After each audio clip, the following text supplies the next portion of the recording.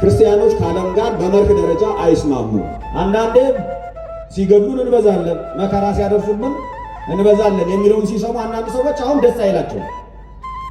ምንድነው እናንተ የሞኝ ስብከት እየሰበካችሁ ያላችሁ የሚሉ አሉ። ይሄ የሞኝ ስብከት አይደለም። ማንንም ሞኝ ማድረግም የለበትም። የቤተ ክርስቲያን ትልቁ መከራዋ ያለ መከራ የምትኖርበት ጊዜ ነው ብሏል። ይህንን ክርስቶስ ራሱ ዓለም እኔን እንደጠላኝ እናንተንም ይጠላችኋል፣ ምክንያቱም እኔ ከዓለም አይደለሁም እናንተንም ከዓለም ለይቻችኋለሁ፣ በዓለም ትኖራላችሁ እንጂ በዓለም ሕግ አትኖሩም፣ የዓለም አይደላችሁም ብሎ ለይቶናል። የተጠራችሁት በስሙ ልታምኑ ብቻ አይደለም በስሙ መከራም ልትቀበሉ ነው እንጂ ይላል። በስመ አብ ወወልድ ወመንፈስ ቅዱስ አሐዱ አምላክ አሜን።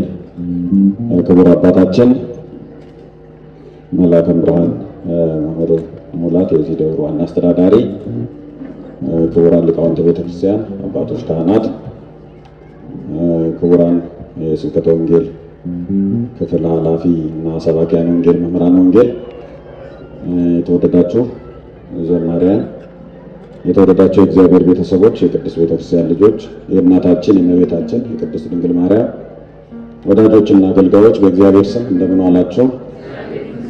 እንደምን አላችሁ? እንደምን ሰነበታችሁ? አሜን። እግዚአብሔር አምላካችን ስለረዳን ስለጠበቀን በሕይወት በጤና ስላገናኘን ለረዳን ለአምላካችን ለእግዚአብሔር ክብር ምስጋና ይድረሰው። ሰላም ናችሁ? እንኳን ሰላም አገናኘን እግዚአብሔር። እኔ ያው የተወሰኑ ደቂቃዎች አሉ። ዛሬ የምንነጋገርበት ክፍል ሰማዕትነት የሚል ነው። ሰማዕትነትን በሶስት ዋና ዋና ክፍሎች ወይም በሶስት ዋና ዋና ነጥቦች ላይ መሰረት በማድረግ አቀርባለሁ። አንደኛው የሰማዕትነት መጽሐፍ ቅዱሳዊ መሰረት ምንድን ነው? ሰማዕታት በመጽሐፍ ቅዱስ እንዴት ነው የተገለጹት? ሰማዕትነትስ እንዴት ነው መጽሐፍ ቅዱስ የተገለጠ የሚለው። ሁለተኛው በቤተ ክርስቲያን ታሪክ የመጀመሪያዎቹ 300 ዓመታት በተለይም ደግሞ በግልጽ 250 ዓመታት ግልጽ የሆነ ዘመነ ሰማዕታት የሚባል የስደት ዘመን የመከራ ዘመን ስለነበረ በዛ ዘመን የነበረው የሰማዕትነት የመከራ ሁኔታ ሰዎች መከራ የሚያደርሱባቸው ነገስታት መከራ የሚያደርሱባቸው በክርስቲያኖች ላይ ለምን ነበረ፣ ከዛሬው ጋር ምን ያገናኘዋል የሚለው በሁለተኛ ነጥብ እናነሳለን። በሶስተኛ ደረጃ የዚህ ዘመን ሰማዕትነት እንዴት እንረዳው፣ በዚህ ዘመን በቤተ ክርስቲያን በክርስቲያኖች ላይ እየደረሰ ያለ ስደት መከራ እንዴት እንረዳውና ምን አይነት ምላሽ እንስጥ የሚሉ እነዚህ ሶስት ጥያቄዎችን ለማቅረብ ሞክራለሁ። አብዛኛው በጽሁፍ መልክ የያዝኩት ስለሆነ ነጥብ በነጥብ እየተናገርኩ ነው የሚሄደው ማለት ነው። ከስብከት ይልቅ ነጥቦቹን በደንብ እንድንረዳ ለማድረግ ሙከራ አደርጋለሁ ማለት ነው። ስለዚህ መጀመሪያ ሰማዕት ማለት ምን ማለት ነው፣ ሰማዕትነትስ ምንድን ነው የሚለውን ትርጉም እንረዳና ተርጉምና ከዛ ቀጥሎ መጽሐፍ ቅዱስ እንዴት ነው ሰማዕትነትን የገለጠው፣ ለምንድን ነው ክርስቲያኖች መከራ የሚቀበሉት፣ ለምንድን ነው በክርስቲያኖች ላይ መከራ የሚደርሰው፣ መጽሐፍ ቅዱስ ምን ይላል የሚለውን እናያለን ማለት ነው። ሰማዕት የሚለው ቃል የግዕዝ ቃል ነው። ቁጥሩ በቀጥታ ስናየው ብዙነት አለው። ብዙ ቁጥርን ያመለክታል ወይም ነጠላ ቁጥር አይደለም ማለት ነው። ስለዚህ ቃል በቃል ሲተረጎም ሰማዕት ማለት የሚመሰክሩ ምስክሮች ማለት ነው። የመጀመሪያው ሰማዕት የሚለው ቃል በቃል ሲተረጎም ምስክሮች የሚል ቃል አለው ማለት ነው። ትርጉም አለው ምስክሮች የሚል። ለምሳሌ ሰማዕተ ሐሰት ስንል ሐሰተኞች ምስክሮች ወይም የሐሰት ምስክሮች ማለት ነው። ሰማዕተ ጽድቅ ስንል እውነተኞች ምስክሮች ወይም የእውነት ምስክሮች ማለት ነው። ሰማዕተ ክርስቶስ ስንል የክርስቶስ ምስክሮች ወይም ስለ ክርስቶስ የመሰከሩ ሰዎች ማለት ነው። ስለ ክርስቶስ የተናገሩ ሰዎች ማለት ነው። ይሄ ቃሉ መነሻ መሰረታዊ ትርጉም ነው። ሁለተኛ ትርጉሙ ደግሞ ሃይማኖታቸውን መስክረው ሃይማኖታቸውን ሰብከው በሃይማኖታቸው ምክንያት የሚሞቱ ሰዎች ማለት ነው። ስለዚህ ሰማዕትነት መናገርም ነው መሞትም ነው ማለት ነው። ሃይማኖትን መመስከር መናገርም ነው፣ እውነትን መመስከር መናገርም ነው፣ ስለ እውነት መሞትም ነው። ለምሳሌ ክርስቶስ በሉቃስ ወንጌል ምዕራፍ 24 ቁጥር 44 ላይ አንትሙ ሰማዕቱ ለዚህ ነገር እናንተ ለዚህ ነገር ምስክሮች ናችሁ ይላል እና ሰማዕቱ ይላል። ለትንሣኤው ምስክሮች ናችሁ ይላል። ትንሣኤውን የምትሰብኩ ትንሣኤውን የምታስተምሩ እናንተ ናችሁ ማለት ነው። ትንሣኤውን ስትሰብኩ፣ ስትመሰክሩ፣ ስታስተምሩ ለኔ ትንሣኤ በእኔ ስም ለሚሰበከው ስብከትና ወንጌል የምትሞቱ እናንተ ናችሁ፣ ዋጋ የምትከፍሉ እናንተ ናችሁ ማለት ነው። ስለዚህ ሰማዕትነት ይሄ ነው። ሰማዕትነት ስለ ክርስቶስ መስበክ፣ ስለ ክርስቶስ መሞት ማለት ነው። ከዚህ ቀጥሎ ሁለተኛ የምንሄደው ከትርጉሙ ቀጥሎ በመጀመሪያ ነጥብነት የያዝነው ሰማዕትነት በመጽሐፍ ቅዱስ እንዴት ይገለጣል የሚለው ነው። ሰማዕትነት በመጽሐፍ ቅዱስ የመጀመሪያው ሰማዕት በብሉይ ኪዳን ስሙ አቤል ይባላል። የተገደለው በወንድሙ ነው። የተገደለው ደግሞ የእርሱ ሃይማኖት ትክክል ምግባሩን የቀና ስለነበረ ነው። እነዚህ መዝገባቸው ነው የምትይዟቸው። እስካሁን በፊት ሰምታችሁታል። ይህን ግን ሆን ብዬ ነው የምናገረው፣ ይሄንን ማለት ነው። ደግሞ ሆን ብዬ ነው። የመጀመሪያው ሰማዕት አቤል ይባላል። የምናውቀው ሰው ነው። የተገደለው በወንድሙ ነው። የስጋ ወንድሙ፣ የሩቅ ዘመድ እያልሁ አይደለም። የስጋ ወንድሙ ቃየል የሚባለው ሰው የገደለው። የገደለበት ምክንያት ደግሞ የአቤል ሃይማኖት ከቃየል ሃይማኖት ስለተሻለ፣ የአቤል ምግባር ከቃየል ምግባር ስለተሻለ።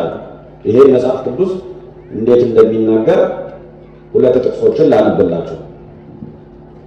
አንደኛው ዕብራውያን 11 ቁጥር 4 ነው።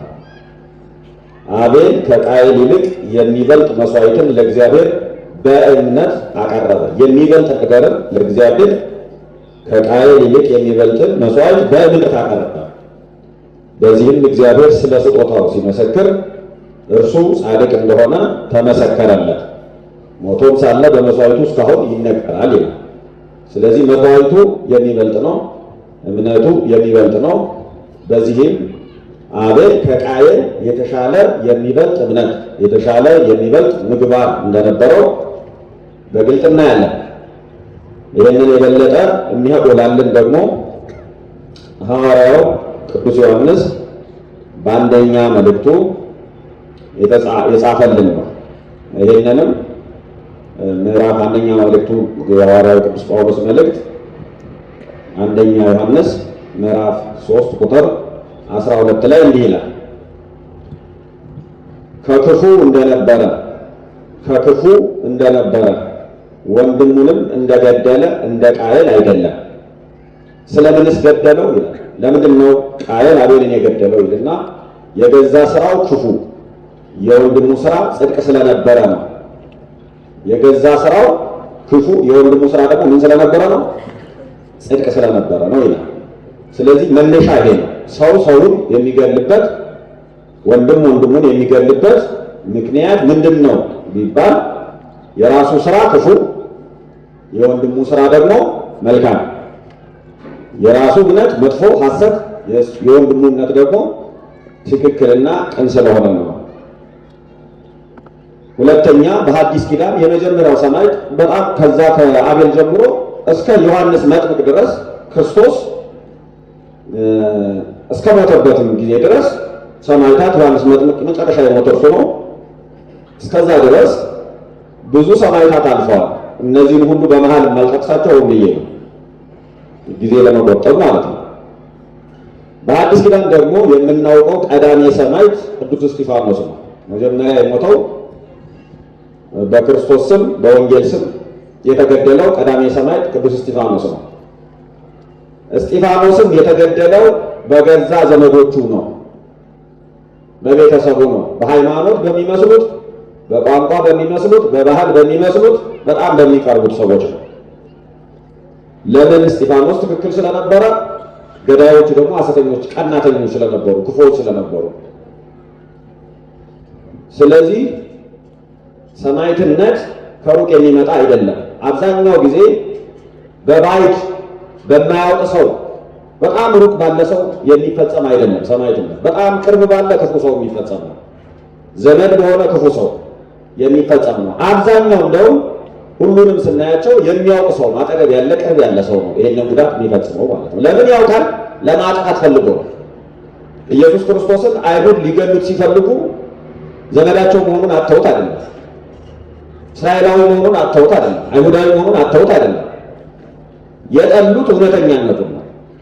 የጠሉት ጻድቅነቱን ነው። የጠሉት ትምህርቱን ነው። የጠሉት ርኅራኄውን እውነተኛነቱን ነው የጠሉት። ስለዚህ የሚጠሉት ስለ ጽድቁ ነው እንጂ ስለ እውነተኛነቱ ነው እንጂ ባዕድ ስለሆነ አይደለም። ይሄ ብዙ ጊዜ ለክርስቲያኖች እንዳይሳሳቱ ማሳሰቢያ የሚሆን ነገር ነው። ኢየሱስ ክርስቶስም ጸሩ ለሰብ ሰባ ቤቱ፣ የሰው ጠላቱ በወንጌል ምክንያት ቤተሰቡ ነው፣ በክርስቶስ ምክንያት ቤተሰቡ ነው። አባት ልጁን፣ እናት ልጇን፣ ወንድም ወንድሙን፣ እህት ወንድሟን ልትጠላ፣ ልትቃወም፣ ልትገል፣ ልታስገድል፣ ሊገድል፣ ሊያስገድል ይችላል። ይሄ በሃይማኖት ምክንያት ሊፈጠር የሚችል ነገር ነው ብሎ በግልጽ ነግሮናል። ይሄንን በጣም እንድታስተውሉት ብዙ ጊዜ ነገሩ በስጋ ከመራራቅ፣ በስጋ ባዕድ ከመሆን፣ በስጋ ካለመተዋወቅ አይደለም። በሃይማኖት ምክንያት፣ በጽድቅ ምክንያት፣ በክርስቶስ ምክንያት፣ በወንጌል ምክንያት መከራ በክርስቲያኖች ላይ የሚደርሰው የሚለውን እንድታስተውሉ ነው። ከዚህ ቀጥሎ ክርስቶስ ለምንድን ነው ክርስቲያኖች መከራ እንዲቀበሉ የፈቀደው የሚለውን አጠር አጠር ባለ መንገድ ለማስታወሻ እንዲሆናችሁ ለመንገድ እሞክራለሁ። አንደኛ ክርስቲያኖች መከራ እንዲቀበሉ ክርስቶስ የፈቀደው በመስቀሉ፣ በሞቱ፣ በመከራው እንድንመስለው ስለፈለገ ነው። የዳነው በሞቱ ነው። በሞቱ እንድንመስለው ደግሞ እሱ ፈቅዷል። ሞቱ እኛንና ክርስቶስን የሚያዋህድ፣ ሞቱ እኛንና ክርስቶስን የሚያዛምድ ነገር ነው። እርሱ ስለ እኛ እንደሞተው፣ እርሱ ስለ እውነት እንደሞተው እኛም የእርሱን ፈለግ ተከትለን ስለ እውነት መናገር፣ ስለ እውነት መዘመር፣ ስለ እውነት መስበክ ብቻ ሳይሆን መሞትም እንዳለብን ክርስቶስ አስተምሯል።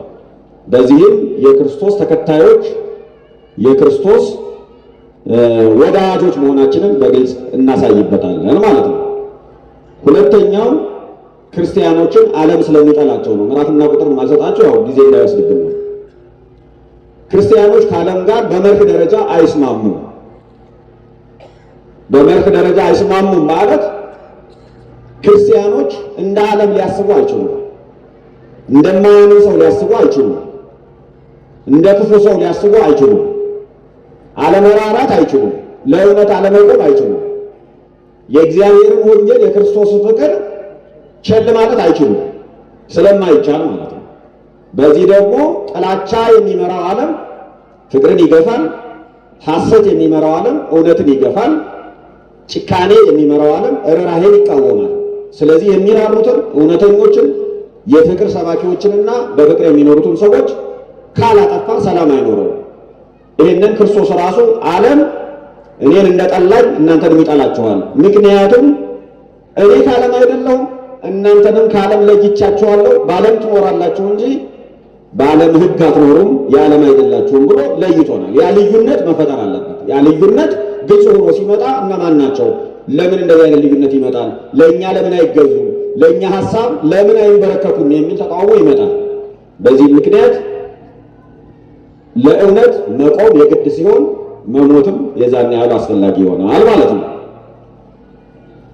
ቀጥሎ ደግሞ በዋናነት መድኃኒታችን ኢየሱስ ክርስቶስ የሰበከውን የሚመስል በጣም ሐዋርያ ቅዱስ ጳውሎስ የኖረውን ሕይወት ሲገልጽ ክርስቲያኖች የተጠሩት ለክርስቶስ ሊሆኑ የተጠሩት በስሙ ሊያምኑ ብቻ ሳይሆን በስሙ ስለ ስሙ መከራን ሊቀበሉ ነው ይላል። ፊልጵስዩስ ምዕራፍ 1 ቁጥር 29 ላይ የተጠራችሁት በስሙ ልታምኑ ብቻ አይደለም፣ በስሙ መከራም ልትቀበሉ ነው እንጂ ይላል።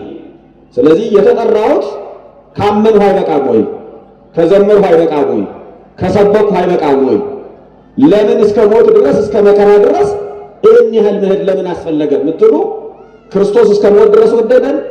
ከክርስቶስ ጋር የምንገናኘው በመስቀል ነው። መስቀልን የሚሸሽ ሰው እውነትን ይሸሻል። መከራን የሚሸሽ ሰው፣ መከራን የሚፈራ ሰው፣ በመከራ ክርስቶስን መምሰል የማይፈልግ ስለ ክርስቶስ በሚቀበለው መከራ የማይደሰት ሰው ክርስቶስ እንዳልገባው፣ ክርስቶስን እንዳላወቀ፣ እንደማይወድም ሊያስቆጥረው ይችላል። ይህንን ራሱን መመርመር አለበት ማለት ነው። ሌላው መጽሐፍ ቅዱስ ላይ በግልጽ የተነገረን መከራ የክርስቶስ የፍቅሩ መገለጫ ነው። ሐዋርያው ቅዱስ ጳውሎስ በተለይ በሮሜ መልእክቱ ምዕራፍ 8 ቁጥር 35 ላይ ከክርስቶስ ፍቅር የሚለየን ማን ነው የሚል ጥያቄ ይጠይቃል። ይህ አይነት ጥያቄ መልስ የሚሻ ጥያቄ አይደለም። በፈረንጅ ቋንቋ ሪቶሪክ ኩዌሽን ይባላል። ሪቶሪክ ኩዌሽን ማለት መልስ የማይሻ ራሱ መልስ የሆነ ጥያቄ ማለት ነው። ከክርስቶስ ፍቅር የሚለየን ማን ነው የሚለውን ወይም ከክርስቶስ ፍቅር የሚለየን ማን ነው የሚለውን ግዕዙ መኑ ያሃድገን ፍቅሮ ለክርስቶስ ይላል። መኑን መምህራኑ አልቦ ብሎ ይተረጉሙታል። አልቦ ማለት ማንም የለም ማለት ነው። ስለዚህ ማን ነው ከክርስቶስ ፍቅር የሚለየን የሚለው ማንም የለም የሚል በውስጡ መልስ አለበት ማለት ነው። በዚህ ውስጥ ለመሆኑ ከማን ነው ማንም አይለየኝም፣ ከምን ነው ማንም አይለየኝም ከክርስቶስ ፍቅር የምትለው ለሚለው መልሱ ረሃብ ነውን? ስደት ነውን? ሰይፍ ነውን? የሚመጣው ነውን? ያለው ነውን? ገዢዎች ናቸውን? ሕይወት ነውን? ሞት ነውን? ዝርዝር አለ። እነዚህ በጣም ከባድ የሚባሉ የመከራ አይነቶች ናቸው።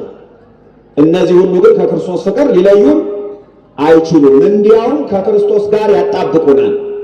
እንዲያውም ክርስቶስን ያስመስሉናል። እንዲያውም እነዚህ ነገሮች እየመጡ በሄዱ ቁጥር በክርስቶስ ፍቅር እየበረታን ከኃጢአት እየተለየን እየጠራን እየነጻን መከራ ከኃጢአት እየለየን የበለጠ ክርስቶስን እየመሰልን ነው እንሄዳለን እንጂ እነዚህ ከክርስቶስ ፍቅር ሊለዩን አይችሉም ይላል። ስለዚህ መከራ ክርስቶስን የሚያስመስል የክርስቶስን ፍቅር የምንቀበልበት የክርስቶስ ፍቅርም የሚገለጥበት ነው ማለት ነው። ሌላው መከራ ካልተቀበል መከራን ከሸሸን መከራ ስንቀበል ደስ የማንሰኝ ከሆነ ክርስቶስንም የቀደሙ ነቢያትንም የቀደሙ ሐዋርያትንም የቀደሙ የቤተክርስቲያን አባቶችንም አንዳቸውንም አንመስልም። ክርስቶስ ሲነቅፏችሁ፣ ሲያሳድዷችሁ፣ በስሜ መከራ ሲያደርሱባችሁ ደስ ይበላችሁ ይልና የቀደሙትን ነቢያትም ልክ እንደዚህ ያሳድዷቸዋልና ይላል። መንገዱ ይሄ ነው ማለት ነው። የነቢያት መንገድ ምንድን ነው? የክርስቶስ መንገድ ምንድን ነው? የሐዋርያት መንገድ ምንድን ነው? የጻድቃን መንገድ ምንድን ነው ሲባል እውነትን ተናግረው ኖረው ለእውነት መሞት ባለባቸው ጊዜ ደግሞ ሞተው ነው ያለፉት። ስለዚህ ለእውነት የሚሰጥ ክብር ነው መከራ መቀበል፣ ስለ እውነት መሞት፣ እውነትን የምናከብርበት፣ ወንጌልን የምናከብርበት፣ ክርስቶስን እንደወደድን የምናሳይበት፣ ክርስቶስን የምናከብርበት መንገድ ነው ማለት ነው። የመጨረሻ አንድ ልጨምርና ይሄ የህይወት መንገድ ስለሆነ መከራ ሰዎችን ከኃጢአት ይለያል። መከራ ሰዎችን ከኃጢአት ያረቃል። የሰው ነፍስ ልክ ልብስ በውሃ ሰውነት በውሃ ታጥቦ ቆሻሻ እንደሚለቀው የሰው ነፍስም በመከራ ውስጥ ሲያልፍ ይጠራል። ነፍስ ትጠራለች። መከራ ነፍስን ይሰነግላታል። መሰንገል ማለት ማጥራት ማለት ያጠራታል፣ ያጥባታል። መከራ ነፍስን ሙቀት ሲለያት የነፍስ ሙቀት ይሆናል፣ የነፍስ ኃይል ይሆናል፣ የነፍስ ጉልበት ይሆናል። ነፍስ ለኃጢአት ፍቅሯ ሲጨምር መከራ ከኃጢአት እየለየ የክርስቶስ ፍቅር እንዲጨምርላት ያደርግላታል። ስለዚህ ሰዎችን ከኃጢአት መለያ መንገድ ነው፣ ከሞት መለያ መንገድ ነው። ስለዚህ እግዚአብሔር ዝም ብሎ አልሞተም። ክርስቶስ ዝም ብሎ አልሞተም። ተከታዮችንም በሞት ምሰሉኝ፣ መስቀሌን ተሸከሙ አላለም። ዓለም ይጠላቸዋል፣ ይገድላቸዋል። ስለዚህም ተጠንቀቁ አይደለም ያለ፣ ተቀበሉት ያንን መከራ። ትክክለኛው መንገድ ይሄ ነው። ሰው እንዲያውም ሲያሞግሳችሁ፣ ሰው እንዲያውም በማይገባ መንገድ መጥቶ ሲያከብራችሁ ፍርሃት ይደርባችሁ፣ ተጠንቀቁ። ምክንያቱም ሊያሳስታችሁና ምቾት ሰጥቷችሁ ልትንሸራተቱ ትችላላችሁ፣ አደጋ ሊመጣባችሁ ይችላል። ያ የነፍስ መንገድ ትክክለኛው መንገድ አይደለም ይላል። ስለዚህ እነዚህን ነገሮች በትክክል እንድንረዳቸው መጽሐፍ ቅዱስ ላይ ከተጻፉ የተወሰኑ ነገሮች አንስቼላችኋለሁ።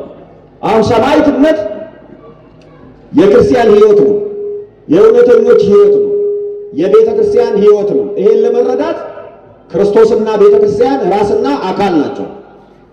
ክርስቶስ የቤተ ክርስቲያን ራስ ነው። ቤተ ክርስቲያን የክርስቶስ አካል ናት። አካል ላይ የሚደርስ ማንኛውም መከራ ራስን፣ ራስ ላይ የሚደርስ ማንኛውም መከራ አካልን ይመለከታል። የጋራ ነው ማለት ነው። ራስ መከራን ተቀብሏል፣ ቆስሏል፣ ደሙ ፈሷል፣ ተጠልቷል፣ ተንቋል፣ በእሾህ አክሊል ራሱን ተወግቷል፣ ቆስሏል፣ ደምቷል፣ ደሙን አፍስሷል፣ ሞቷል፣ ተቀብሯል፣ ተዋርዷል፣ ራቁቱን ተሰቅሏል። አካሉ የሆነች ቤተክርስቲያን፣ አካሉ የሆን እኛ ምዕመናን ሌላ ህይወት የለንም። ይሄንን ነው የምንለብሰው፣ ልብሳችን ይሄ ነው። ወደ ክርስቶስ የምንሄድበት የጌጥ ልብሳችን ይሄ ነው። የዳንበት መንገድ ይሄ ስለሆነ ይሄንን የመከራ ህይወት ሰማዕት መሆንን በእውነት ለእውነት በክርስቶስም ለክርስቶስም መሞትን እንደ መጥፎ ነገር ማየት የለብንም። መጀመሪያ ስለ መከራ ያለን አመለካከት በዚህ መንገድ ጤነኛ ትክክለኛ መሆን አለበት ማለት ነው። መጽሐፍ ቅዱስ ይህንን ካለን በዘመነ ሰማዕታት በተለይ ደግሞ በሁለተኛውና የመጀመሪያው ግማሹ ማለት ነው 64 አካባቢ በጣም ከረር ያለ መከራ መጥቷል። ከዛ በኋላ ሁለተኛው መቶ ክፍለ ዘመን፣ ሶስተኛው መቶ ክፍለ ዘመን እስከ 313 እንደ አውሮፓውያን አቆጣጠር ማለት ነው። የመጨረሻው 313 ዓመተ ምህረት እንደ አውሮፓውያን አቆጣጠር ቆስጠንጢኖስ የሚላን አዋጅ የሚባለውን ሚላን ኤዲክት የሚባላል የሚላን አዋጅ የሚባለውን ሲያውጅ ነው መከራ የቆመ ማለት ነው። ይሄ በተለምዶ በእኛ ቤተክርስቲያን የምናውቀው ነው። አብያተ ክርስቲያናት ይትራዋ፣ አብያተ ጣዖታት ይታጸዋ፣ የጣዖት ቤቶች ይዘጉ፣ አብያተ ክርስቲያናት ደግሞ ይከፈቱ ብሎ አዋጅ ነገረ እንላለን። ቀጥታ አዋጁ በእኛ ቤተክርስቲያን እንደዚህ ነው የምንረዳው። በታሪክ የተቀመጠው አዋጁ ግን ለአብያተ ክርስቲያናት ከዚህ ጀምሮ ነፃነት አላቸው። አብያተ ክርስቲያናት እንደ ማንኛውም እምነት ራሳቸውን ማደራጀት፣ መስበክ፣ ማስተማር ይችላሉ። ክርስቲያኖችም እንደ ማንኛውም ሰው በመንግስቴ ውስጥ ነፃ ናቸው፣ ከዚህ በኋላ የሚያሳድዳቸው የለም ብሎ አቁሞታል። ስደት አቁሟል ማለት ነው ይህ አዋጅ። እስከዚህ አዋጅ ድረስ ዘመነ ሰማዕታት ይባላል፣ አጠቃላይ ያለው ዘመን ማለት ነው። በዚህ ዘመን የቤተ ክርስቲያን መሪዎች ተገድለዋል፣ ለአንበሳ ተጥለዋል። በጨዋታ ሜዳ ላይ ህዝብ እየተሳለቀ እየተመለከተ ለተራበ አንበሳ በጣም መጫወቻ ሆኗል። ምዕመናንም ወንዶችም ሴቶችም በጣም ተሰቃይተዋል። ስለዚህ ያ ዘመን ምን ነበረ? መከራ የሚያደርሱ ሰዎች ምን ነበረ ምክንያታቸው? ክርስቲያኖች ደግሞ እንዴት ነበረ የሚረዱት? ለምን ነበረ ለመሞት የጨከኑት የሚለውን ነገር እንድንረዳ ከቤተ ክርስቲያን ታሪክ በተለይ ብፁዕ አቡነ ጎርጎርዮስ የቤተ ክርስቲያን ታሪክ ባለም መድረክ፣ ቀሲስ ዶክተር ምክረ ስላሴ ገብረ ማኑኤል ደግሞ የእግዚአብሔር መንግስት ታሪክ በምድር ላይ የሚል ክፍል አንድ፣ ፕሮፌሰር ሙሌ መላኩም እንዲሁ የዓለም ቤተክርስቲያን ታሪክ ሲጽፉ እነሱ ላይ የለቀሟቸውን የሚከተሉትን ነጥቦች ያዙልኝ። ለምንድን ነው ክርስቲያኖችን የገደሏቸው? ያኔ በምንድን ነበር የሚገደሉ የነበረው የሚለው አንደኛ ቤተ ክርስቲያን መከራ መቀበልና መሰደድ የጀመረችው በአይሁድ ዘመን ነው። ይሄ በደንብ ሊሰመርበት የሚገባ ነው። አሕዛብ አይደለም። መጀመሪያ ከራሳቸው ዘመዶች ነው። መጀመሪያ ያነሳው ለዚህ ነው። ቃየል የአቤል ወንድም ነው። ቃየል አቤልን ወንድሙን ነው የገደለ። እስጢፋኖስ አይሁዳዊ ነው፣ ራሳቸውን የገደሉ። ሐዋርያት በሙሉ እስራኤል ናቸው። በአይሁድ በራሳቸው ዘመዶች የተገደሉት ስላልገባቸው ሳይሆን ገብቷቸው ነው። ኢየሱስ ክርስቶስም በስጋ በባህል በቋንቋ አይሁዳዊ ነው። የራሳቸው ዘመዶች ናቸው የገደሉት፣ ከአሕዛብ ጋር ከሮማውያን ጋር ተመሳጥረው ማለት ነው። ይህንን መጽሐፍ በግልጽ ነው የሚናገረው። የሐዋርያት ሥራ ምዕራፍ 4 ላይ በግልጽ ይህንን ይናገራል። አሕዛብ ለምን አጉረመረሙ ወገኖቹስ ለምን ተከማቹ ይልና እንዲህ ይላል። ምዕራፍ 4 ቁጥሩን በትክክል ስለማላስታውሰው ቁጥር 27 እንዲህ ይላል። በቀባኸው በቅዱሱ ብላቴና በኢየሱስ ላይ ሄሮድስና ጴንጤናዊው ጲላጦስ ከአሕዛብና ከእስራኤል ሕዝብ ጋር ሄሮድስ፣ ጴንጤናዊው ጲላጦስ የሮም ነገስታት ናቸው። የሮም አጼ ወኪሎች ናቸው። ሰሜንንና ደቡብ እስራኤልን የሚገዙ ሁለት ነገስታት ናቸው። ሄሮድስ ሰሜናዊውን ጲላጦስ፣ ጴንጤናዊ ጲላጦስ ደግሞ ደቡባዊውን የይሁዳን ክፍል የሚገዙ ናቸው። የአሕዛብ ነገስታት የቅኝ ገዢው የሮም መንግስት ወኪሎች ናቸው። እነዚህ ሰዎች ከአሕዛብና ከእስራኤል ሕዝብ ጋር ይላል። አሕዛብ እና የእስራኤል ሕዝብ የአሕዛብ ነገስታት ወኪሎች የሆኑት ሄሮድስና ጴንጤናዊ ጲላጦስ እነዚህ አንድ ላይ ነው በኢየሱስ ክርስቶስ ላይ እጃቸውን ያነሱ። ይሄ ትንሽ ሰፋ ያለ ነው፣ የተለየ ነው። ግን የራሱ ዘመዶች የራሱ ቤተሰቦች አይሁድ የሆኑ ነገሮች የሉበትም ልንል አንችልም። ዓለም ነው እንዳለ እጁን ያነሳበት ማለት ነው። ይሄ ትንሽ ሰፋ ያለ ብዙ ዶክትሪንም ያለበት ትምህርት ስለሆነ እሱን ያዙት ለጊዜው። ሌላ ጊዜ ደግሞ እየቆየን እየተማርን ስንመጣ በሌሎች መምህራን የበለጠ ግልጽ እየሆነ ይመጣል ማለት ነው። ከአሕዛብ የመጣው መከራ በ64 ዓመተ ምህረት ነው የጀመረው። በተለይ ከ64 ዓመተ ምህረት ጀምሮ ጨክኖ የመጣ ማለት ነው። ከአሕዛብ እስከ 313 ቅድም እንዳልኳቸው ቀጥሏል። በዚህ ዘመን ከባድ የሚባል መከራ አልፏል። የስደት ምክንያቶችም የሚከተሉት ናቸው። አንደኛ በ70 ዓመተ ምህረት እንደሚታወቁት በኢየሩሳሌም ምድር በእስራኤል አመፅ ተነስቶ ነበረ። እስራኤላውያን አይሁድ በኢየሩሳሌም ምድር በሮማውያን ላይ በቅኝ ገዢዎቻቸው ላይ አመፅ አስነስተው ነበር።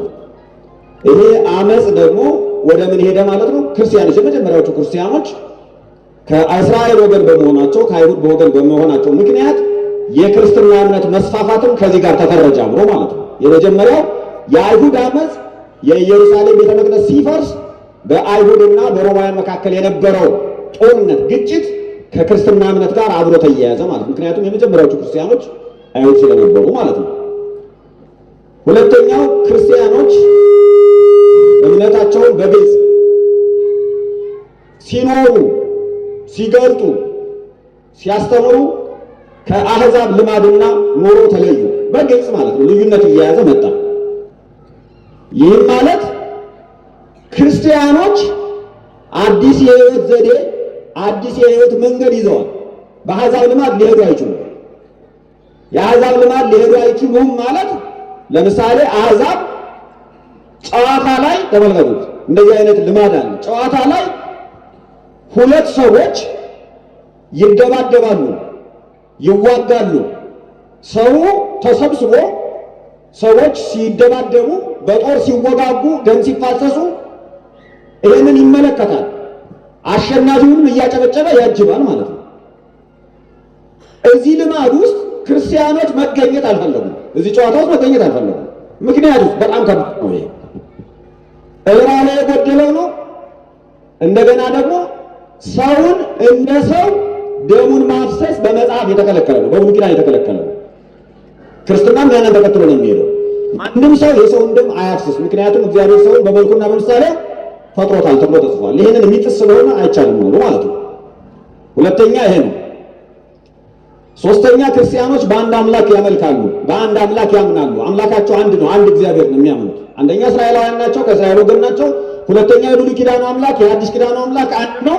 እግዚአብሔር አንድ ብቻ ነው የሚለው የክርስትና እምነት አንድ ነው የሚለው መሰረታዊ ነገር ነው።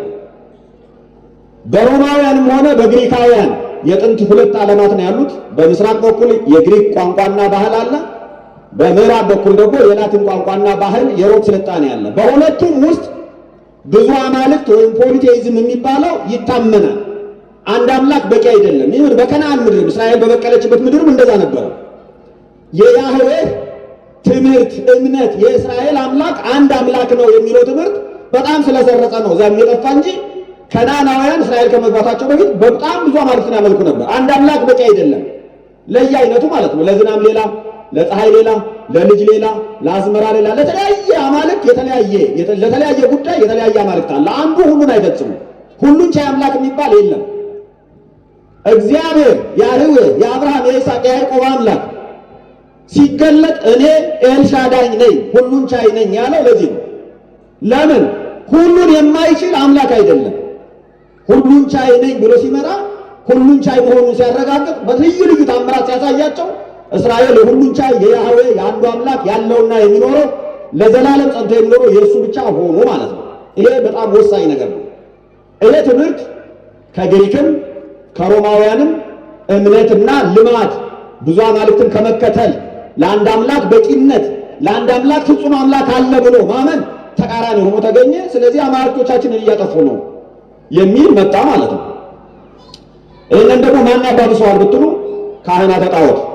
ካህናተ ጣዖት ማለት ጣዖቱን የሚያገለግሉ ካህናት ማለት ነው። የጣዖታቱ ሐሰተኝነት ሲረጋገጥ የካህናቱ ሐሰተኝነት ይረጋገጣል። የጣዖት አገልጋዮች ናቸው። ለተጠረበ እንጨት፣ ለወርቁ፣ ለብሩ ይሰግዳሉ፣ ያሰግዳሉ፣ ያገለግላሉ። በዛ ምክንያት ራሳቸውን ያኖራሉ። ስለዚህ የእነሱ አማልክት ውሸት ነው፣ አማልክት አይደሉም፣ ብዙ አምላክ የለም፣ አምላክ አንድ ነው ሁሉን የሚችል ተብሎ ሲሰበክ እነዚህ ሐሰተኞቹ ካህናት ሐሰታቸው ሲጋለጥ የሐዋርያት የክርስቲያኖች እምነት ተቃራኒ ሆኑ። ነገስታቱን ሲያማክሩ ለክርስቲያኖች በሚጎዳ መንገድ ማማከር ጀመሩ። በዚህ ምክንያት ነገስታትም አልፎ አልፎ በብዙ ምክንያቶች ተቃራኒ የሚሆኑበት ነገር መጣ ማለት ነው። ሌላውና ዋናው ተቃውሞ ከህዝብ እና ከጣዖት አምላኪዎች ከልማድ ወጥቶ ወደ ስርዓት፣ ወደ መዋቅር፣ ወደ ነገስታት እንዴት አደገ ለሚለው ክርስቲያኖች ለቄሳርና ለቄሳር ጣዖቶች፣ ለቄሳር ምስሎች፣ ሐውልቶች አንሰግድም አሉ። ምክንያቱም ቄሳር ጌታ ነው የሚል አለ። ያኔ ምናልባት ቃሉን እያሳደጋችሁ ትሄዳላችሁ። ፖለቲካል ሳልቬሽን ይባላል። የሮማን ኢምፓየር ገዢ አካል መሆን ማለት ፕሮቴክሽኑ ኃይል ነው። ስለዚህ ቄሳር ጌታ ነው ተብሎ ነው የሚታመነው። ማንም ሰው ኢየሱስ ጌታ ነው የሚለው የመጣው መጽሐፍ ቅዱስ ላይ በዚህ ምክንያት ነው። ቄሳር ጌታ አይደለም፣ ጌታ ኢየሱስ ክርስቶስ ነው። የኛ ጌታ ኢየሱስ ነው። የኛ አምላክ ኢየሱስ ነው። የኛ መድኃኒት ኢየሱስ ነው። እሱን ነው የምንታዘዝ የሚለውን ትምህርት ለማስረጽ ነው ኢየሱስ ጌታ ነው የሚለው የመጣ ማለት ነው። ትምህርቱ በዚህ መንገድ ነው የሰረጸ ማለት ነው። ስለዚህ ቄሳር እንደ ጌታ ይታያል። ቄሳር ሐውልቶቹን አቁሟል። ኢምፓየሩ ንጉሱ ማለት ነው። በየቦታው ይሰገድለታል፣ በየቦታው ይከበራል። ይሄንን ክርስቲያኖች ነው አሉ። ይሄ ቀስ ብሎ ወደ ምን አደገ ማለት ነው? ስርዓትን ጭምር ይቃወማሉ፣ መንግስትን ይቃወማሉ፣ ንጉሱን ይቃወማሉ የሚለው ክሱ እንዲያደግ አደረገ። ልክ ኢየሱስ ክርስቶስን ቄሳርን ይቃወማል፣ ቤተ መቅደስ ሊያፈርስ ይፈልጋል ብለው እንደከሰሱት ማለት ነው። ለቄሳር ግብር አትክፈሉ እያለ ነው ብለው እንደከሰሱት ማለት ነው። በውሸት ላይ ያደረጉት። ልክ እንደዚህ ቀስ ብሎ አደገ ማለት ነው። ይሄ ሌላው ቀደም ያነሳሁት በአህዛብ የጨዋታ ልማድ ውስጥ የሚፈጸመው ጨካኝ ስርዓት ደም መፋሰስ የትግል ስርዓት ነው። የአሸናፊ ተሸናፊ ጨዋታ ነው፣ ድራማ ነው። ያንን ነገር ግን ደም በማፍሰስ ጭካኔ በማሳየት አሸናፊ ተሸናፊ የሚለየው ህዝቡ ደግሞ እያጨበጨበ ስቴዲየም ውስጥ ገብቶ ነው የሚደግፈው ማለት ነው። ይሄ በጣም መጥፎ ስለሆነ ክርስቲያኑ ተቃወሙ። በዚህ ምክንያት ስደቱ እየበረታ ሄደ ማለት ነው። ሌላ የተፈጥሮ አደጋ ሲደርስ ብዙ ጊዜ ጣዖታቱ ተቆጥተዋል ብለው ያምናሉ ነቢያት፣ ካህናት ሐሰት የጣዖታቱ አገልጋዮች የጣዖታቱ ሐሰተኛ መልእክተኞች የተፈጥሮ አደጋ በደረሰ ጊዜ ሁሉ ለምንድን ነው አደጋ ሊደርስ የቻለ ሀገራችን ሲባል ነገስታቱን መሪዎቹን ያማክሯቸዋል። ሲያማክሯቸው አማልክቶቻችን ተቆጥተዋል፣ አማልክቶቻችን ደስ አልተሰኙም፣ ስለዚህ ሊቀጡን ፈልገዋል፣ ሊያጠፉን ፈልገዋል። ይሄ የሆነው ደግሞ ክርስቲያኖች ለአማልክቶቻችን ስላልሰገዱ ነው።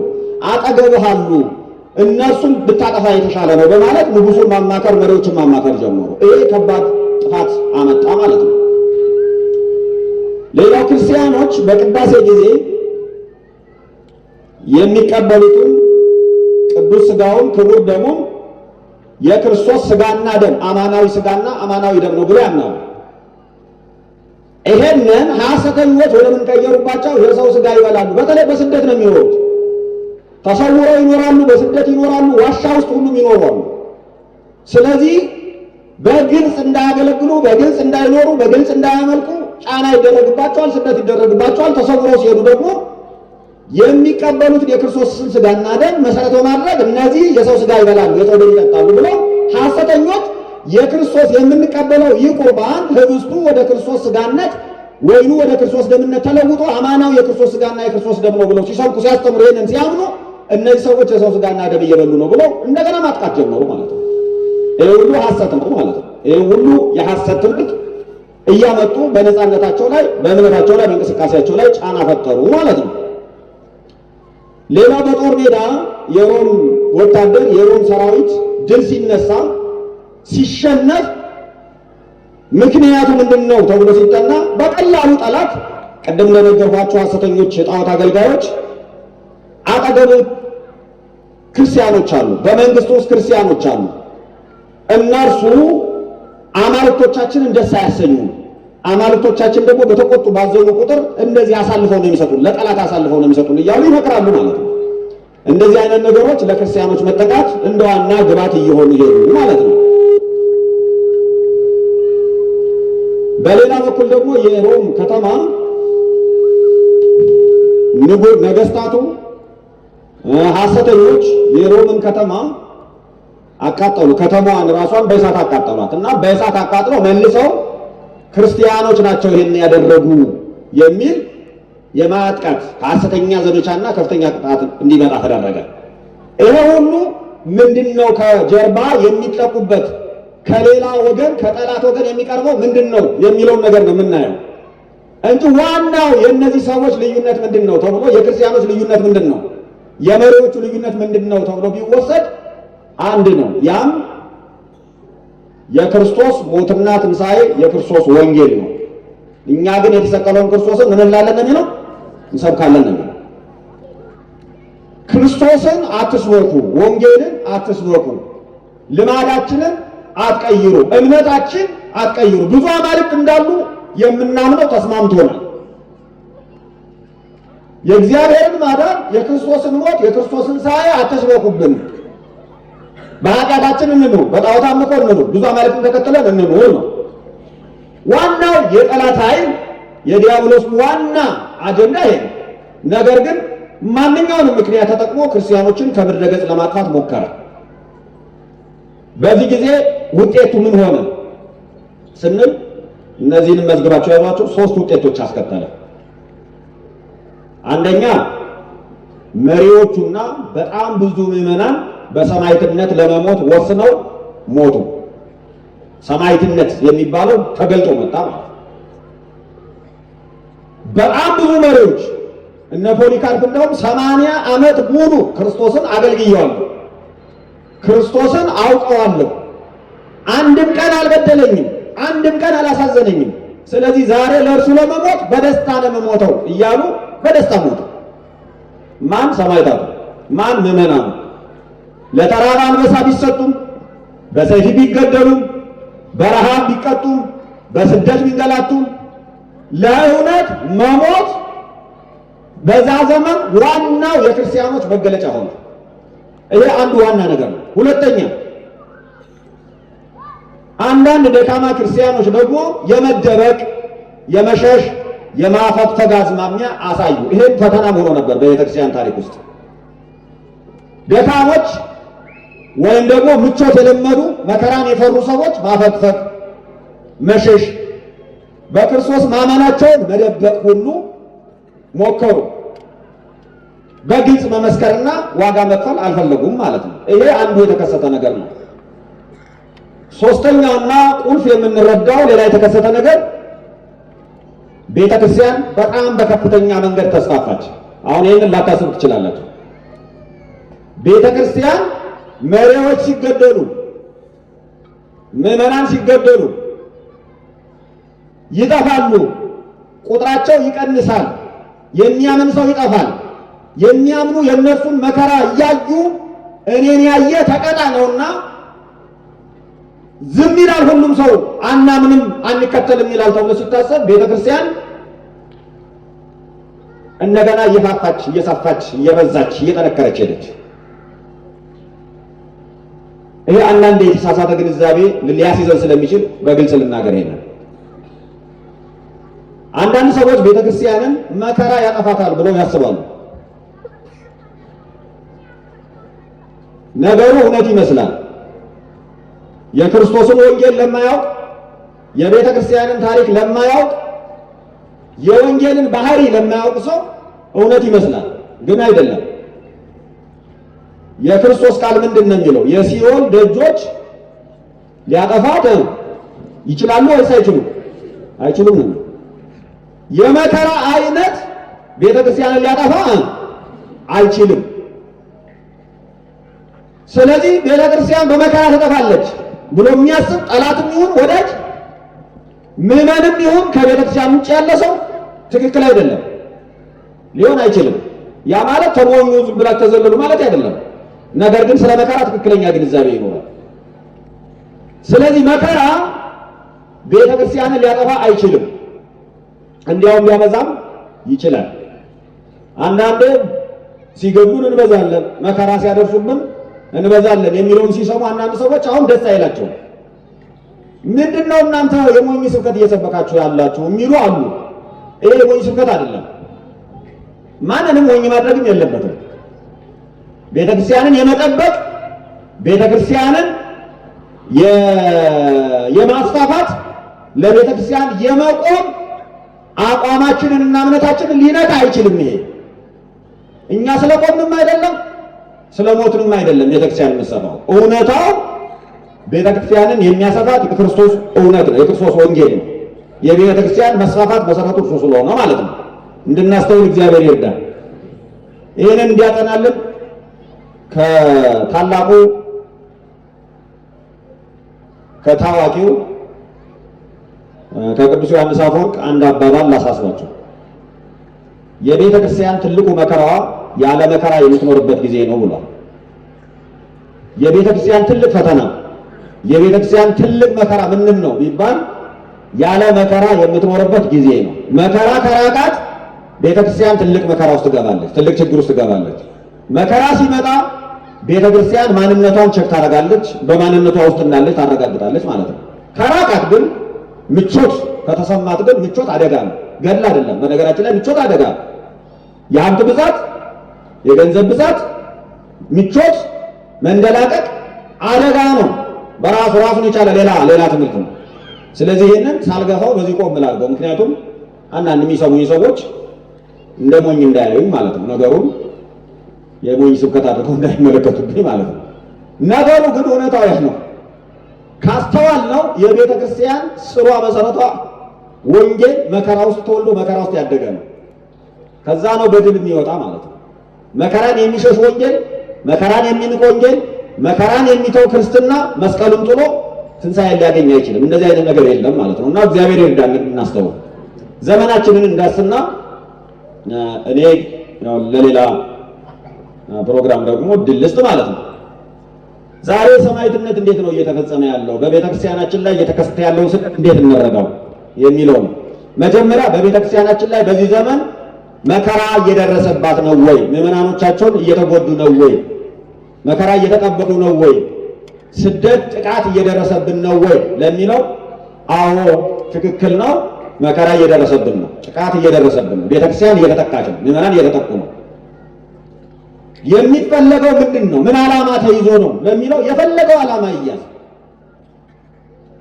ክርስቲያኖች እየተገደሉ ነው፣ ኦርቶዶክሳውያን እየተገደሉ ነው። ምክንያቱ አንዳንዱ ታሪክ ሊያስመስለው ይችላል። አንዳንዱ በሃይማኖት መልክ ያስይዘዋል፣ አንዳንዱ የፖለቲካ መልክ ያስይዘዋል፣ አንዳንዱ የፈለገውን አይነት መልክ ያስይዘዋል። ግን ዋናው መሰረታዊው ነገር ጥላቻ ነው። ዋናው መሰረታዊ ነገር የማይገባ ጥላቻ ነው። አላስፈላጊ ጥላቻ ነው። አላስፈላጊ ፍረጃ ነው። ከየትም ይምጣ ማለት ነው። ጥቃቱን የሚያደርሰው ሰው ከየትም ይምጣ፣ ምንም አጀንዳ ይኖረው፣ አላስፈላጊ ፍረጃ ውስጥ ቤተክርስቲያን እናስገብቷል። ምዕመናንን እየጎዳ ያለ አላስፈላጊ ነገር እየደረሰ ነው እና ይህንን መጀመሪያ ምንም እየደረሰብን አይደለም ብለን ልንቀበል አንችልም። አሁን አይቻልም። እንደዛ አይደለም ነገሩ ማለት ነው። ቤተክርስቲያን በመከራ ውስጥ ናት፣ ሁልጊዜ መከራ ውስጥ ናት። አሁንም መከራ እየደረሰብን ነው። ሰላም ነን፣ ምንም መከራ እየደረሰብን አይደለም ብለን ልንቀመጥ አንችልም። በጣም ብዙ ማሳያዎች አሉ። በየቀኑ ክርስቲያኖች ይገደላሉ፣ በየቀኑ ቤተክርስቲያን ይቃጠላል። በየቀኑ የቤተክርስቲያን መዋቅር ይደፈራል፣ በየቀኑ ማለት ነው። ስለዚህ ይሄ ሊያሳስበን ይገባል። ምላሹ ምን ይሁን በሚለው ነገር ካልሆነ በቀር እውነታውን ግን መደበቅ አንችልም።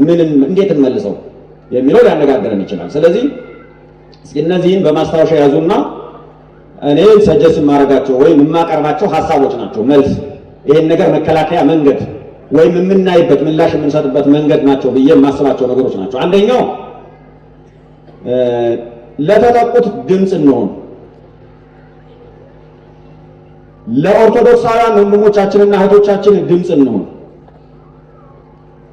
አንዳንድ ሰዎች ኦርቶዶክሳውያን እየተጠቁ ነው፣ ቤተ ክርስቲያን እየተጠቃች ነው፣ የእውነተኞች የኦርቶዶክሳውያን ክርስቲያኖች ደም እየፈሰሰ ነው ብለን ስንናገር አንዳንድ የማይገባ አላዋቂ አይመስሉኝም ክፎች ለምን መርጣችሁ ታለቅሳላችሁ ይሉናል። ለሰው ሁሉ እናዝናለን፣ ለሰው ሁሉ እንቆማለን። የማንም ሰው ደም እንዲፈስ አንፈልግም። ለኦርቶዶክሳውያን ደግሞ በግልጽ በወገንተኝነት ድምፅ እንሆናለን። ቤተሰብ ነን። ይሄ ይግባችሁ በደንብ። ቤተሰብ የማውቀው ክርስቲያን፣ የማውቀው ወንድሜ፣ የማውቀው እህቴ ከሃይማኖት ቤተሰብነት አንዱ እየተገደለ ወገንተኝነት እንዳይሰማኝ ማድረግ አልችልም። ዝምድና አለ፣ መንፈሳዊ ዝምድና አለ። በግልጽም ተጽፏል። ወፈድፋደሰ ለሰብአ ሃይማኖት የሚል ይልቁንም ደግሞ ለሃይማኖት ቤተሰብ በሃይማኖት ለሚመስሏችሁ የበለጠ እርዷቸው፣ ደግፏቸው የሚል ተጽፎልናል። ስለዚህ ድምፅ መሆናችን በልዩነት የሚመጣ ማንም መደረቅ የለበትም፣ መገረም የለበትም፣ መርጦ ነው ማለት የለበትም። ቤተሰባችን ናቸው። በእምነት የሚመስሉን አንድ ላይ ቁርባን የሚቀበል በአብ በወልድ በመንፈስ ቅዱስም በአንዲት ጥምቀት የተወለድ የአንድ የጥምቀት ልጆች ነን፣ የአንድ ቤተክርስቲያን ልጆች ነን፣ የአንድ አባት ቤተሰብ ነን፣ የእግዚአብሔር ፍጥረት ነን፣ ሰዎች ነን እያልን አይደለም። ከዚያ ያለፈ ጠበብ ያለ ቤተሰብ፣ ቅርበት ያለው ቤተሰብ አለን። ከሰውነት የሰፋ ቤተሰብ የለም። ነገር ግን ሃይማኖት ደግሞ አቀራርቦናል። አንድ ጥምቀት፣ አንድ አካል፣ አንዲት ቤተክርስቲያን፣ አንድ ቤተሰብ፣ አንድ አባት አለ። እህትማማች ነን። ይሄ ያሳስበናል።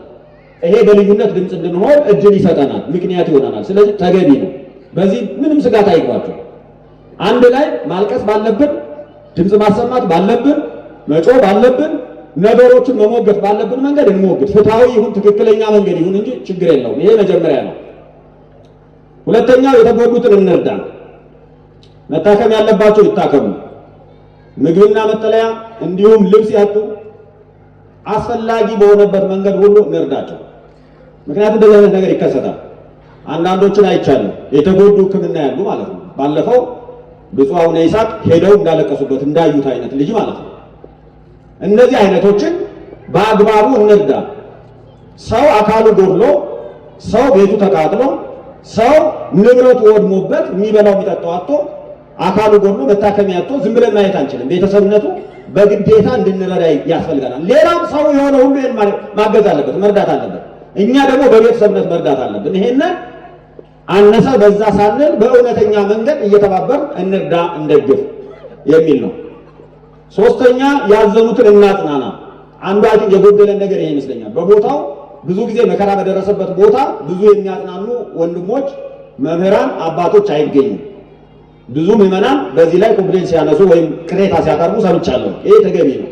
አንዳንድ ወንድሞችን አይቻለሁ፣ አንዳንድ መምህራን አይቻለሁ። ሰሞኑን እንኳን እዛው ቦታው ድረስ ተገኝተው አገልግሎት እየሰጡ የነበሩ ወንድሞችን አይቻለሁ፣ መምህራንን አይቻለሁ። በጣም ጥሩ ነገር ነው። ስለዚህ ዋናው የማጽናናት ስራ በጣም ዋና ጉዳይ ነው። ያዘኑትን ማጽናናት አለብን የሚለው። አራተኛ አንድነታችንን እናጠናክር፣ ወንጌል ይስፋፋ። ጠላት የሚያስበው መከራ ሳደርስ ወንጌል ይቆማል ብሎ ነው፣ እምነቱ ይዳከማል ብሎ ነው። እኛ ደግሞ መከራን እንደ ማቀጣጠያ እሳት እንጠቀመው።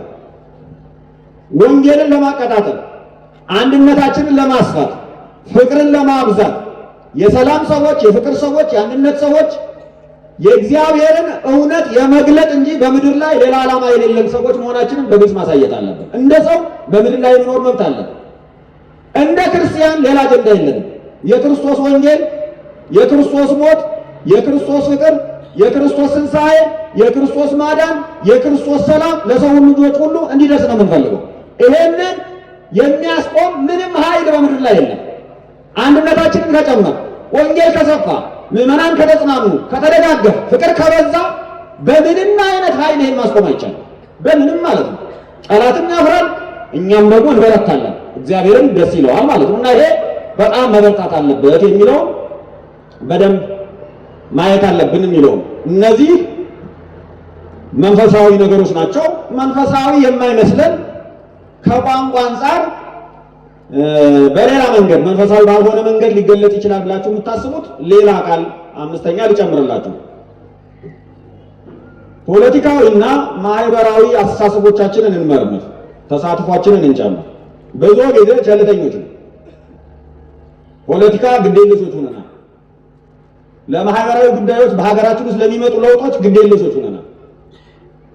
ይሄ ትክክል አይደለም። ለመሪዎችም ትክክል አይደለም፣ ለአገልጋዮችም ትክክል አይደለም፣ ለምዕመናንም ትክክል አይደለም። ምድራችንን በጽድቅ ኢንፍሉዌንስ ማድረግ አለብን። የያዝነው እውነት ለምድሪቱ ይጠቅማል፣ ለፖለቲካው ይጠቅማል፣ ለሰው ልጆች ሰላም ይጠቅማል። ስለዚህ ከራቅን እኛ የሚርቀው እውነት ነው፣ ሰላም ነው የሚርቀው። ሌላው አጀንዳውን ይሰገስጋል ማለት ነው፣ ያስገባል ማለት ነው። በህጉ፣ በፖሊሲው፣ በፖለቲካው፣ በአስተዳደሩ ይሰገስጋል ማለት ነው። እንደዚህ አይነት ነገር የሞኝ ስራ ማድረግ የለብንም። ይህንን ስል በእውነት በእውቀት እና በብስለት እግዚአብሔርን በመፍራት ቤተክርስቲያንን በመውደድ የሰው ልጆችን ሁሉ በመውደድ ሀገርን በመውደድ ሰላምን በመውደድ እንሳተፍ። ነገሮች አንዳንድ ጊዜ በዛ በኩል የሚታዩ ክፍተቶችም ሊመጡ ይችላሉ። አሁን ማስረጃ የለኝም፣ ነገር ግን እንደዚህ አይነት ክፍተቶች እንሰጋቸዋለን፣ እማያቸዋለን። አንዳንድ ጊዜ የኛ የቤት ስራ ምን ነበረ? ያልሰራነው ምንድን ነው? ምን አጥፍተን ነው? መሞገት እንችላለን፣ መደራደር እንችላለን፣ መከራከር እንችላለን። እውቀቱ አለን፣ ብስለቱ አለን ነው ሆን ተብሎ የተደረገብን ነው የሚለው ሌላ ጥያቄ ነው። እንደዚህ አይነት ነገሮችን በደንብ መስራት አለብን። ይሄ ትንሽ ራቅ ያለ ይመስላል፣ ከወንጌል ወጣ ያለ ይመስላል። ነገር ግን ወንጌል ሁለንተናዊ ለውጥ የሚያመጣ ነው። ሁለንተናዊ ለውጥ ማለት ማህበራዊ ለውጥ ማለት ነው፣ ኢኮኖሚያዊ ለውጥ ማለት ነው፣ ፖለቲካዊ ለውጥ ማለት ነው። ፖለቲካው ላይ ተጽዕኖ አለው። ወንጌል ዝም ብሎ አይደለም። እዚህ የምንሰብካቸው ሰዎች ሂደው ፖለቲካ ውስጥ፣ ንግድ ውስጥ፣ አስተማሪነት፣ የመንግስት ሰራተኝነት ሲገቡ፣ ማህበራዊ ስራ ውስጥ ሲገቡ፣ ድርጅቶችን ሲመሩ ወንጌል በሚያዝዘው ክርስቶስ በሚወደው መንገድ ተጽዕኖ እያሳደሩ ይሄዳሉ፣ ለእውነት ይኖራሉ። ያ ደግሞ በጣም ጠቃሚ ይሆናል። ሌላውን እስካልገፉ ድረስ፣ ሌላውን እስካልበደሉ ድረስ እውነትን በመኖራቸው ይጠቅማሉ እንጂ ማንንም አይጎዱም። ይሄ ደግሞ የቤተክርስቲያኒቱ መልካምነት፣ የቤተክርስቲያኒቱ ክብር፣ የቤተክርስቲያኒቱ ታሪክ፣ የቤተክርስቲያኒቱ አስፈላጊነትና ጥቅም ጎልቶ እንዲወጣ ያደርጋልና በዚህ በኩልም መስነፍ የለብንም የሚለውን ለማሳሰብ ፈልጋለሁ።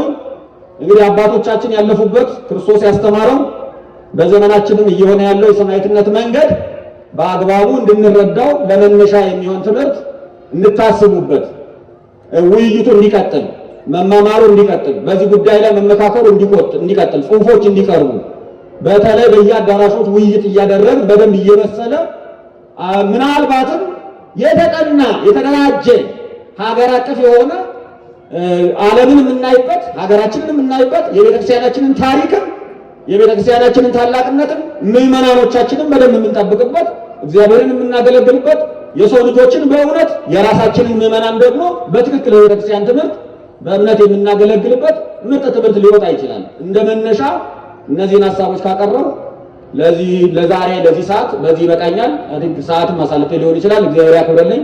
ስለሰማችሁኝ አመሰግናለሁ። ሁላችንም በሰማነው አስተውለንበት ተጠቅመንበት ራሳችንን እንድንገዛ እግዚአብሔርን እንድናገለግል ቤተክርስቲያናችንን እንድንወድ ለበረከት እንድንበቃ እግዚአብሔር ይርዳን። ሰላም ሁሉ